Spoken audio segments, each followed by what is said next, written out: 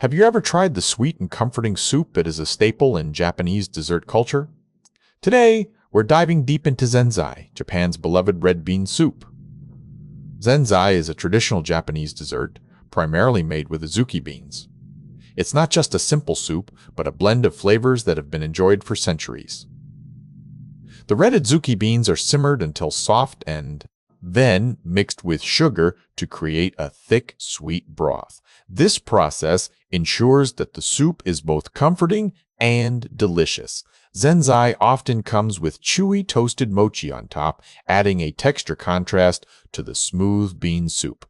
This combination is popular during cold seasons. It's important not to confuse Zenzai with oshiruko, which is another type of red bean dessert. While similar in appearance and taste, they have slight differences. Zenzai can be enjoyed warm or cold, making it a versatile treat throughout the year. This flexibility is part of its enduring popularity in Japanese culture.